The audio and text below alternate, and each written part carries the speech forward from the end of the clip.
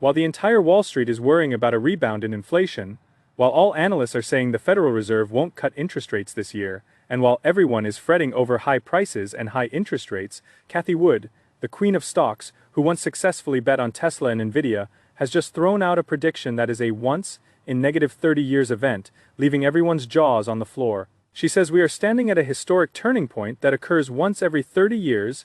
Inflation will not rebound. Instead, it will collapse beyond expectations.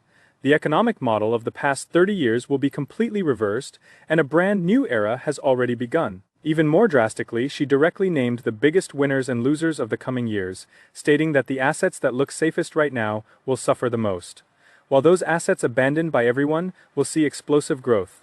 In today's video, I will dismantle all the logic that Wood didn't fully explain in her latest speech. You will learn why do employment data look so good while the economy is getting worse. Why did the US government spend so much money, yet the deficit is shrinking? Why will AI cause prices to plummet rather than rise? After watching, you will thoroughly understand the direction of the global economy over the next 3 years and how ordinary people should position themselves to capture this historic inflection point and achieve an exponential growth of wealth. If you don't want to be eliminated in this era of great transformation, you must watch this video from beginning to end without missing a single word. If you find it useful, don't forget to like, subscribe, and hit the notification bell so you won't miss any subsequent key signals regarding the global economy and markets. Now, type the words turning point in the comments section to see how many people have already sensed the scent of changing times, and how many are still being misled by the viewpoints of mainstream media. Back in 2022, when everyone was bearish on AI and thought it was just a gimmick, she was the first to stand up and say that AI is the fourth industrial revolution and will change the entire world. She started aggressively increasing her holdings in Nvidia and other AI-related companies. At the time, many ridiculed her, saying she was old and couldn't keep up with the times. The result, in 2023 and 2024, AI stocks ushered in explosive growth, and Nvidia's stock price rose by dozens of times. Wood has proven herself once again. It can be said that in the field of predicting disruptive technologies and long-term trends, Wood is the most powerful person on this planet. Without question, she is always able to see future trends 3 to 5 years earlier than everyone else, and then makes firm bets when no one else believes. The reason her latest speech caused such a shock in the investment community is that she proposed a view completely contrary to all mainstream perspectives. She believes the entire market is now misreading the direction. Everyone is worried about a rebound in inflation and continued interest rate hikes by the Fed, but in reality, inflation has already peaked and will collapse beyond expectations. This judgment will fundamentally change the course of the global economy for the next few years and will fundamentally alter everyone's financial destiny. Wood says that the biggest lie in the market right now is that the job market is strong. Almost all mainstream media are saying that US employment data is excellent, unemployment is low, and wages are rising, so the economy is strong and the Fed has no reason to cut rates. But Wood says these are all illusions. If you carefully deconstruct the employment data, you will find that the truth is the exact opposite of what the media says. Current employment data comes from two completely different statistical sources. One is the Establishment Survey, which counts the number of employees at large companies. The other is the Household Survey, which calls ordinary people directly to ask if they have a job. Historically, these two sets of data have been largely consistent, but in recent months, they have shown the largest divergence in history. The Establishment Survey shows a large increase in employment, adding hundreds of thousands or even millions of jobs per month. But the Household Survey shows that employment has been declining for several months in a row, and the magnitude of the decline is significant. Why is this happening? Because the Establishment Survey only counts large company employment, while the Household Survey counts all employment, including small businesses and the self-employed. The situation now is that large companies are still hiring, so the Establishment Survey looks good, but small businesses are laying off staff on a large scale. Many people have lost their jobs, so the Household Survey data is very poor. Small businesses are the pillars of the US economy and the largest creators of jobs. If small businesses are laying off workers, it indicates the economy is actually very weak.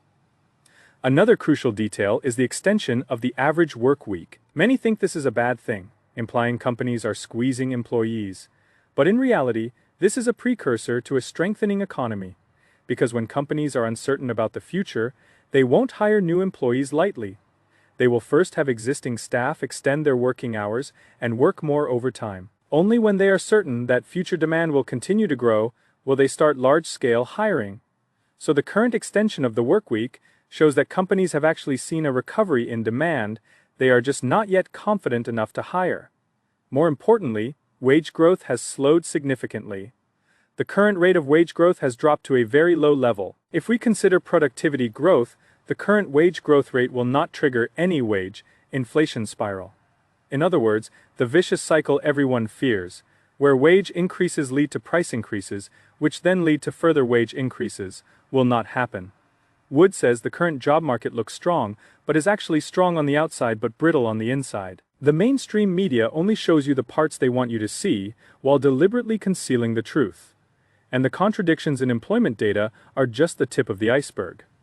What I am about to discuss next is the most subversive point Wood made in this speech, and the place where 99% of economists are wrong. Everyone is saying that the US fiscal deficit is too high, the government has spent too much money, it will eventually collapse, the dollar will devalue, treasuries will default, and the entire global economy will be dragged down. But Wood says, these people are only looking at the surface and missing the essence. In reality, the US fiscal deficit is improving, and it will get better and better in the future. Many might find this incredible. The government has spent so much money and scattered it everywhere. How could the deficit be improving? Wood offered a very counterintuitive explanation. She said that federal corporate income tax revenue has indeed dropped significantly. But this is not because the economy is bad, it is due to the government's accelerated depreciation policy. What is accelerated depreciation? Simply put, if a company bought new manufacturing equipment in the last 2 years, they can fully depreciate the cost of those devices within 1 year rather than depreciating them over decades as before. What does this mean? It means companies can get huge tax refunds. The less tax they pay this year, the more they will have to pay next year. So, the current drop in corporate income tax revenue is just temporary. This is not a sign of economic recession, it is exactly the opposite. It is a sign that companies are investing on a massive scale. Through this policy, the government is encouraging companies to pour money into manufacturing, into new equipment and technology. These investments will create more income, more profit, and more tax revenue in the future. This is why, even though corporate income tax revenue has dropped, the overall fiscal deficit is shrinking because the economy is growing and the government's other sources of revenue are increasing. Wood says this is a very smart policy. It is not about simple helicopter money.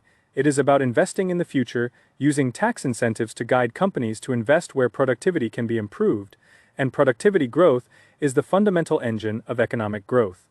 Now, many are worried about US debt and fear the dollar will collapse. But Wood says these fears are unnecessary.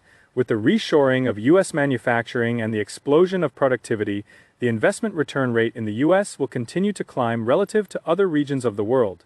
This means global capital will continue to flow into the US steadily, and the dollar will continue to be strong rather than weak. This view is completely opposite to the mainstream opinion in the market. Almost all economists are saying the dollar will devalue, and US treasuries will collapse. But Wood says the dollar will continue to stay strong, and the US economy will enter a brand new growth cycle. So where does her confidence come from? The answer lies in the relationship between money supply and inflation. Wood says all economists have mistaken the cause of inflation.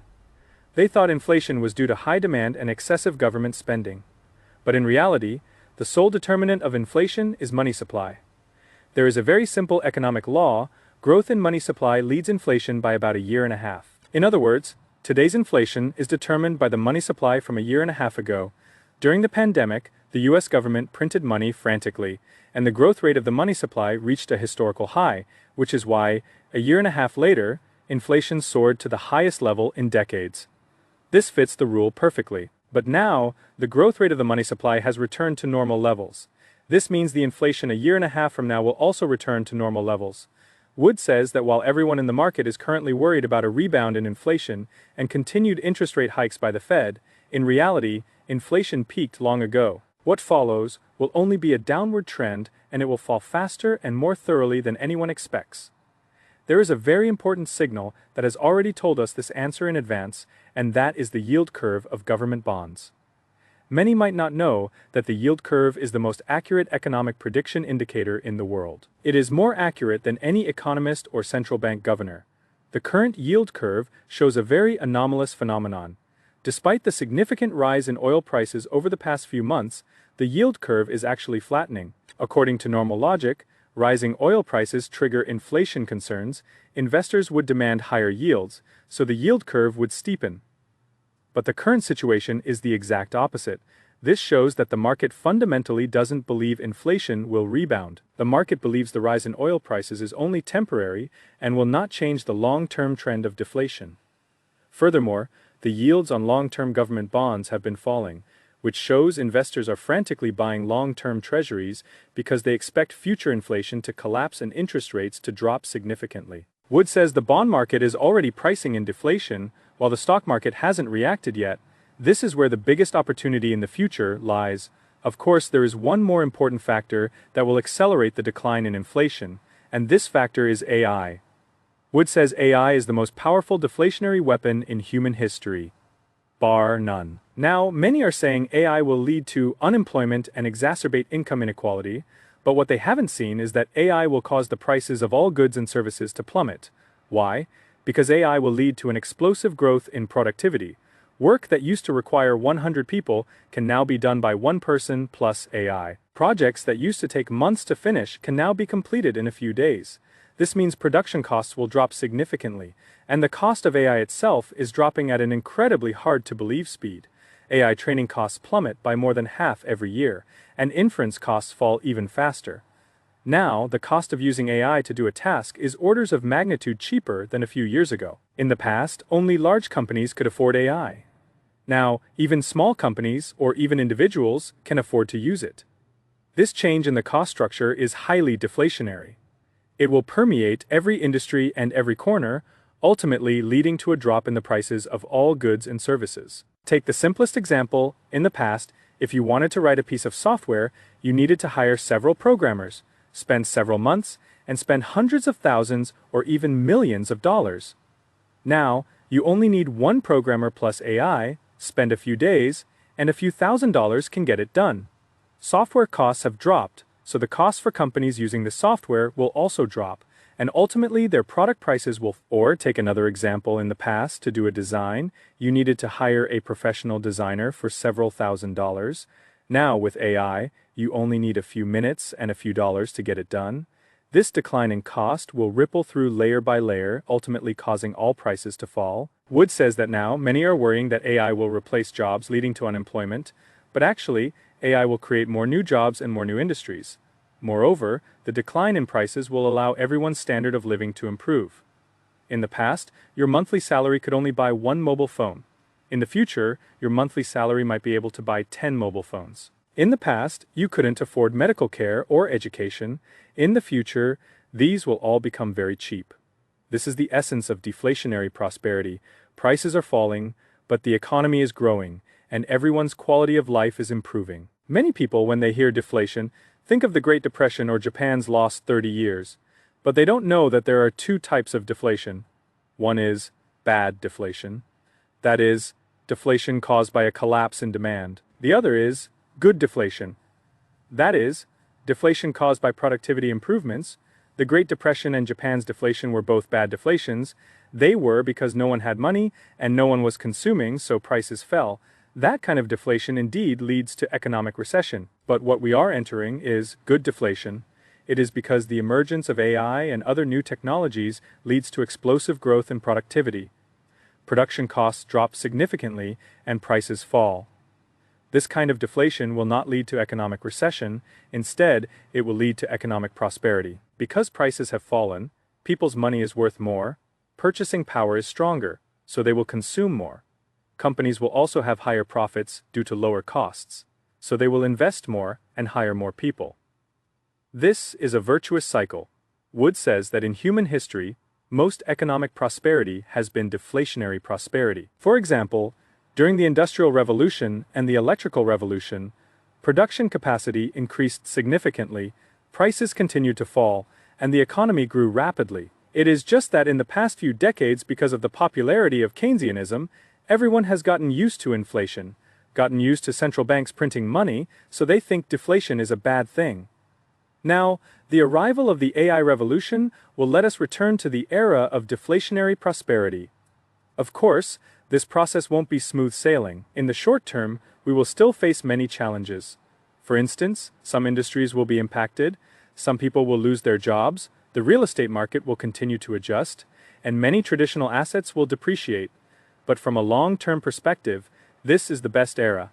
The explosion of productivity will create huge wealth and make everyone's life better. So, as ordinary people, how should we grasp this historic turning point? What should we invest in, and what should we avoid? Finally, combining her speech with my many years of investment experience, I have distilled 5 actionable guidelines for ordinary people. Each one is very important. It is suggested you listen carefully and, better yet, take notes. This could change your wealth destiny for the next 10 years. First, don't fear deflation, embrace it. Many people are terrified when they hear deflation, thinking they should convert all their money to cash and buy nothing. But in reality, in an era of deflationary prosperity, cash is not the best asset. Because although prices are falling, the prices of good assets will rise even faster.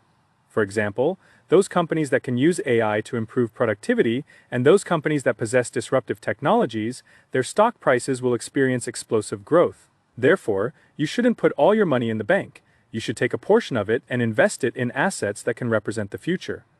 Second, move away from traditional cyclical stocks and go heavy on innovative tech. In an era of deflationary prosperity, traditional cyclical stocks, like steel, coal, cement, and real estate, will perform very poorly because their product prices will continue to fall and profits will be compressed, whereas innovative tech stocks, especially AI-related companies, will be the biggest winners, because they can use AI to improve productivity, reduce costs, create new demand, and achieve explosive growth. Wood says the biggest opportunities in the next few years are still in the AI sector. AI will permeate every industry and change every industry. Those companies that can embrace AI first will become the industry leaders and reap huge rewards. Third, don't invest in real estate, especially commercial real estate. Wood says the real estate market is currently in a very dangerous position. Supply and demand are severely imbalanced, with sellers far outnumbering buyers.